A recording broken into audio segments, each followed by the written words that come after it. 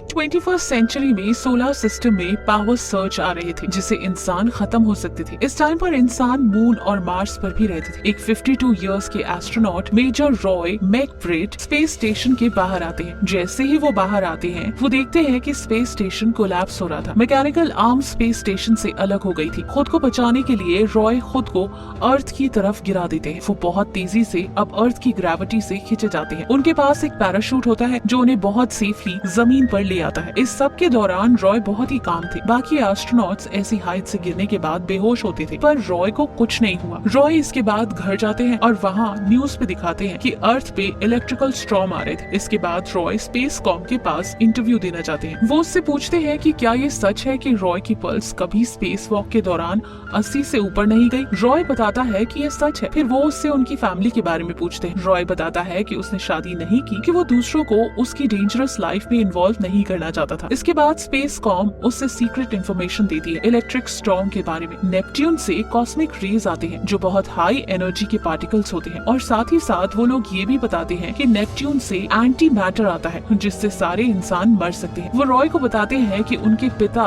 Clifford Neptune के पास अभी भी जिंदा हो सकते हैं। क्लिफोर्ड लाइन प्रोजेक्ट के मिशन पर निकले थे जब रॉय 16 साल का था। लाइन प्रोजेक्ट का कम्युनिकेशन 20 साल पहले टूट गया था और तब से उनका कोई अता पता नहीं था। जब रॉय सुनते हैं कि उनके पिता जिंदा हो सकते हैं तो वो इमोशनल हो जाते हैं। स्पेस कॉम के ऑफिसर्स रॉय को बताते हैं कि उन्हें मार्स से लाइन प्रोजेक्ट के साथ कम्युनिकेट करने की कोशिश करनी होगी क्योंकि ऐसा पॉसिबल है उनके पिता जवाब दे। इस काम को करने के लिए रॉय को खुद मिशन पर जाना होगा क्योंकि ये एक टॉप सीक्रेट था। बाद में रॉय अपने पिता का वीडियो देख रहा होता है। तभी वहाँ उसके पिता के पुराने दोस्त कर्नल प्यूरेट आते हैं जो रॉय के साथ मिशन पर जा रहे थे। प्रूइट 31 साल के लिए एस्ट्रोनॉट थे और उन्हें भी लगता है कि ऐसा पॉसिबल है कि क्लिफोर्ड जिंदा है। अब रॉय मिशन पर जाने के लिए तैयार थे पर उन्हें एक फ्लैशबैक आता है जिसमें एक लड़की ईव होती है। रॉय उसके लिए मैसेज रिकॉर्ड करते हैं जिसमें वो उन्हें बताते हैं कि वो कभी नहीं चाहते कि ईव चली जाए। मैसेज रिकॉर्ड करने के बाद वो अपने डिसीजन बदल देते हैं और मैसेज नहीं भेजते। रॉय और उसकी टीम को पहले मून पर जाना होता है। उनका स्पेस क्राफ्ट लॉन्च होता है और बहुत सेफली मून पर लैंड हो जाता है। इसके बाद उनकी दूसरी फ्लाइट होती है मून से मार्स तक। यूएस मिलिट्री का एक आदमी उन एस्ट्रोनॉट्स को दूसरी फ्लाइट तक एस्कॉर्ट करने वाले थे पर प्रॉब्लम ये थी कि उस एरिया में मून का वॉर जोन था जहां पायरेटेड स्कैवेंजर्स हमला करते थे। रॉय और उसकी टीम लूनार रोवर्स में बेस की तरफ निकल जाते हैं। स्कैवेंजर्स उन पर शूट करना शुरू करते हैं और उनके साथ सभी एस्कॉर्ट्स मर जाते हैं। रॉय और प्रूइट बेस तक सेफली पहुंचते हैं पर प्रूइट रॉय को बताता है कि वो मार्स की फ्लाइट पर नहीं आ सकता क्योंकि उसे कार्डियक प्रॉब्लम हो रही थी। प्रूइट रॉय को एक डिस्क देता है और बोलता है कि इस मिशन की असलियत इस डिस्क में है। रॉय इसके बाद मार्स की फ्लाइट सेफियस पर बोर्ड करता है। रॉय उस डिस्क को चेक करता है जिसमें इस मिशन का असली मकसद रिवील किया गया था। वो ये था कि अगर वो लोग लीमा प्रोजेक्ट के किसी एस्ट्रोनॉट से कांटेक्ट नहीं कर पाए तो वो लीमा प्रोजेक्ट के स्टेशन को डिस्ट्रॉय कर देंगे। वो लोग मार्स की तरफ ट्रैवल कर रहे थे जब उन्हें नॉर्वियन स्पेस स्टेशन का एक डिस्ट्रेस सिग्नल मिलता है। कैप्टन टैनर बोलता है कि उन्हें लगता है कि उन्हें उनकी मदद करनी चाहिए पर रॉय इस बात से सहमत नहीं थे और बोलते हैं कि बाकी स्पेसशिप उनकी मदद कर लेंगे। बाद में रॉय देखता है कि कैप्टन टैनर शेक हो रहे थे। जब वो उनके पास जाता है तो वो देखता है कि बाबून उनको खा रहा होता है। वो बाबून रॉय को देखकर उन पर हमला करता है पर रॉय उसे शॉक देकर मार देते हैं। उस टाइम दूसरा बाबून उन पर हमला करता है पर रॉय टाइम पर दरवाजा बंद कर देते हैं। वो कैप्टन टैनर को बचा लेते हैं जिनका हेलमेट टूट गया होता है। रॉय उनके हेलमेट को डक्ट टेप से सील करता है पर प्रॉब्लम ये थी कि अब कैप्टन टैनर स्पेसशिप नहीं चला सकते थे। अब उनके को पायलट को उनकी जगह लेनी पड़ेगी और रॉय को स्पेसशिप का को पायलट बनना होगा। कैप्टन टैनर की हालत उनकी इंजरी से खराब होती है और उनकी मौत होती है। सेफियस मार्स के पास पहुंच जाती है लेकिन लैंडिंग से पहले उनका एंगल चेंज हो जाता है। अब रॉय और पायलट को किसी तरह स्पेसशिप का एंगल ठीक करना होगा वरना वो लैंड नहीं कर पाएंगे। एंगल ठीक करने के लिए रॉय को पायलट की परमिशन चाहिए थी पर पायलट इतना डरा हुआ था कि वो जवाब नहीं देता। रॉय खुद डिसीजन लेकर मैनुअली एंगल ठीक कर लेते हैं और वो लोग सक्सेसफुली लैंड कर पाते हैं। जब वो मार्स की बेस पर जाते हैं तो उन्हें पता चलता है कि उन्होंने एक पावर सर्च के दौरान लैंड किया था। रॉय को मार्स के बेस की हेड हेलन मिलती है। मार्स के बेस पर रॉय को एक स्क्रिप्ट देते हैं। रॉय को वो स्क्रिप्ट रिकॉर्ड करनी थी। ये रिकॉर्डेड मैसेज लीमा प्रोजेक्ट के स्टेशन पर भेजी जा रही थी। स्पेस कॉम के ऑफिसर्स को लगा था कि अगर वो रॉय से ये मैसेज रिकॉर्ड करवा देते हैं तो उसके पिता क्लिफोर्ड जवाब जरूर देंगे। पहले तो रॉय उनकी स्क्रिप्ट पढ़ता है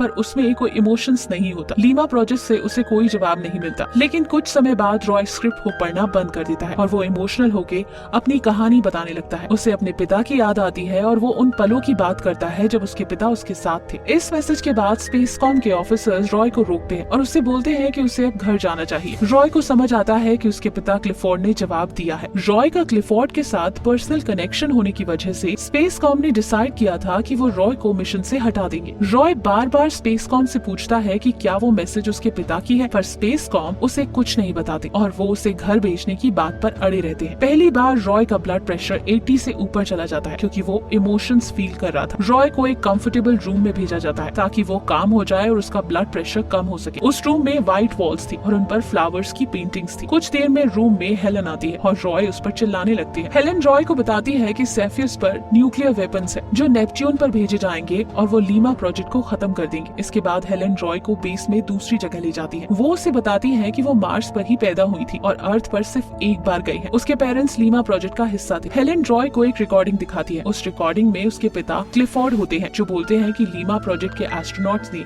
16 साल बाद गिव अप किया था और वो घर जाना चाहते थे। उन्हें 16 साल तक स्पेस में लाइफ का नामो निशान नहीं मिला, जिसकी वजह से वो मिशन बॉयकॉट कर रहे थे। पर क्लिफोर्ड नहीं चाहते थे कि मिशन अबॉर्ट हो और 16 साल की मेहनत वेस्ट हो जाए, इसलिए उन्होंने लीमा प्रोजेक्ट के बाकी सब एस्ट्रोनॉट्स को मार दिया ताकि वो रिसर्च कंटिन्यू करे। ये सब सुनने और देखने के बाद रॉय हेलन से पूछता है कि क्या वो उसे सिफॉइस तक पहुंचा सकती है जो कुछ ही मिनट्स में टेक ऑफ करने वाला था। हेलन को लगता है कि रॉय को अपने पिता को कन्फ्रंट करना चाहिए, इसलिए वो रॉय को लेकर सिफॉइस की टेक ऑफ लोकेशन पर जाती है। रॉय बहुत मुश्किल से रस्सी की मदद से सिफॉइस के अंदर जाता है जो टेक ऑफ कर रहा था। वहाँ क्रू रॉय को देखता है और स्पेसकॉम को इन्फॉर्म कर देता है। उन्हें स्पेसकॉम से इंस्ट्रक्शंस मिलती है कि वो किसी भी तरह रॉय को न्यूट्रलाइज करे। रॉय क्रू को समझाने की कोशिश करता है कि वो कोई खतरा नहीं है, पर क्रू उसकी बात नहीं मानता और उसे पकड़ने के लिए आता है। वो उसे न्यूट्रलाइज करने के लिए इंजेक्शन शूट करते हैं जो गलती से ऑक्सीजन टैंक को लग जाता है। उसमें से ऑक्सीजन लीक होने लगता है और अब वहाँ की हवा जहरीली हो गई थी। रॉय सिफॉइस के कैप्टन को मास्क लगाने की कोशिश करता है, पर तब तक काफी देर हो गई थी और सिफॉइस का सारा क्रू मर चुका था। रॉय जल्दी से स्पेसकॉम को इन्फॉर्म करता है कि सारा क्रू एक्सीडेंट से मर गया है, पर वो ये मिशन कंप्लीट करके आएगा। वो नेपट्यून के पास जाकर लाइन प्रोजेक्ट के स्पेस स्टेशन को डिस्ट्रॉय करेगा। अब उसकी जर्नी 79 डेज की थी और वो बिल्कुल अकेला था। रॉय अपनी लाइफ के रिलेशनशिप्स के बारे में सोचने लगता है। वो ईव का एक पुराना वीडियो देखता है जिसमें वो बताती है कि रॉय हमेशा काम के साथ बहुत बिजी रहता है। रॉय 79 डेज के लिए अकेला था और एक पॉइंट पर आइसोलेशन में रहने के कारण उसकी मेंटल हेल्थ खराब होने लगी थी। रॉय अब नेपट्यून के पास पहुंचने लगा था। वो न्यूक्लियर वेपन को एक्सेस करने का कोड एंटर करता है। नेपट्यून के पास एक पावर सर्च था जिसकी वजह से रॉय का शटल खराब हो गया था। रॉय के शटल में पावर फेलियर होता है। वो अपनी स्पेसशिप से निकल जाता है और लीमा स्टेशन पर स्पेस वॉक करके जाता है। वहाँ वो देखता है डेड बॉडीज फ्लोट कर रही थी। वो वही बॉडीज थी जिन्हें रॉय के पिता ने मार दिया था और वहाँ इतने सालों से म्यूजिक वीडियो प्ले हो रहा था। रॉय लीमा स्पेस स्टेशन को एक्सप्लोर करता है और अपने पिता के केबिन में जाता है। वहाँ उसे अपने पिता क्लिफोर्ड के नोट्स मिलते हैं। रॉय को एक और रूम मिलता है जहाँ एंटी मैटर था। वो एंटी मैटर इंसानों के लिए डेंजरस था। रॉय का मिशन इस एंटी मैटर को डिस्ट्रॉय करना था। रॉय उस रूम के दरवाजे पर न्यूक्लियर वेपन लगा देता है। उसी टाइम रॉय के पिता उसका नाम बुलाते हैं। रॉय उन्हें देखकर हैरान हो जाता है। वो अपने पिता को पूछता है कि वो यहाँ अकेले क्यों है। उसके पिता बोलते हैं कि वो काफी टाइम से यहाँ अकेले हैं। फिर रॉय अपने पिता को समझाता है कि लीमा स्पेस स्टेशन का पावर सोर्स माल फंक्शन कर रहा है जिसकी वजह से anti matter power search create कर रहा था। अर्थ को बचाने के लिए इस एंटी मैटर को डिस्ट्रॉय करना होगा। रॉय क्लिफोर्ड को बताता है कि अब घर जाने का समय आ गया है, पर क्लिफोर्ड कहता है कि उसका घर यही है। क्लिफोर्ड रॉय के सामने ये बात भी एडमिट करता है कि उसने कभी उसकी माँ और रॉय के लिए केयर नहीं किया। रॉय आगे जाकर अपने पिता का हाथ पकड़ता है और उन्हें स्पेस सूट पहनने के लिए मनाता है। क्लिफोर्ड उससे बोलता है कि उन्हें उस पर गर्व है। फाइनली वो दोनों लीमा स्टेशन से निकल जाते हैं जहाँ न्यूक्लियर वेपन लगा दिया गया था। रॉय और क्लिफोर्ड अब सैफियस की तरफ जा रहे थे और दोनों एक दूसरे से एक रस्सी से बंधे हुए थे। लीमा से निकलकर क्लिफोर्ड रॉय को बोलता है कि उसकी रस्सी छोड़ दे। रॉय ऐसा नहीं करना चाहता था, पर क्लिफोर्ड की यही इच्छा थी कि उन्हें स्पेस में छोड़ दिया जाए। फाइनली रॉय उनकी रस्सी छोड़ देता है और अपने पिता को स्पेस में फ्लोट करते हुए देखता है। इसके बाद रॉय लीमा का एक पैनल डोर लेकर अपने सूट की हवा से खुद को सिफॉइस की तरफ लॉन्च करता है। सिफॉइस की तरफ जाते हुए उसकी टक्कर एक एस्ट्रॉइड से होती है, पर वो बच जाता है और सिफॉइस में पहुंच जाता है। लीमा स्टेशन से रॉय ने अपने पिता का डेटा लिया था जिससे वो डाउनलोड करता है। सिफॉइस में अर्थ तक पहुंचने का फ्यूल नहीं था, पर रॉय को उम्मीद थी कि जब वो न्यूक्लियर वेपन को ब्लास्ट करेगा तो एक शॉक वेव आएगी जिससे वो अर्थ की तरफ पुश होंगे। रॉय स्पेस कॉम को मैसेज भेजता है कि वो लीमा से निकल रहा है, पर अगर रास्ते में उनकी मौत हो जाए तो किसी भी तरह वो लोग ये डेटा कलेक्ट करें क्योंकि उसमें बहुत इन्फॉर्मेशन थी। फाइनली रॉय न्यूक्लियर वेपन को ब्लास्ट कर देता है, जिससे एक भयानक शॉक वेव आती है और सिफॉइस बहुत तेजी से अर्थ की तरफ जाता है। वो सक्सेसफुली अर्थ पर लैंड करता है, जहाँ उसे सोल्जर्स रिसीव करते हैं और सीधा रिकवरी सेंटर ले जाते हैं। क्लिफोर्ड ने जो डाटा सेव किया था उससे पता चल गया था कि गैलेक्सी में बस अर्थ पर ही इंसान है। इस सारे इंसिडेंट के बाद रॉय अपनी बीवी ईव से मिलने जाता है। वो बताता है कि अब से वो सिर्फ एक लाइफ जीना चाहता है जिसमें बाकी लोग भी इन्वॉल्व हो। वो अपने सुख दुख फैमिली के साथ शेयर करेगा और इसी के साथ ये मूवी खत्म होती है। इस मूवी में आपने एंटी मैटर के बारे में जाना। एंटी मैटर में नॉर्मल मैटर की तरह इलेक्ट्रॉन, प्रोटॉन और न्यूट्रॉन होते हैं। फर्क बस यही है कि एंटी मैटर में इन पार्टिकल का चार्जेस नॉर्मल मैटर के ऑपोजिट होता है। आपने एक मॉरल लेसन भी सीखा। हम सबको अपनी लाइफ अपनी फैमिली और फ्रेंड्स के साथ शेयर करनी चाहिए। हमें कभी काम में इतना गुम नहीं होना चाहिए कि हम अपनी लाइफ जीना ही भूल जाए, जैसे क्लिफोर्ड के साथ हुआ। उसे अपनी लाइफ के एंड पर बहुत रिग्रेट था, क्योंकि वो यूनिवर्स में लाइफ ढूंढने में इतना बिजी था कि वो अपनी असली लाइफ जीना ही भूल गया था।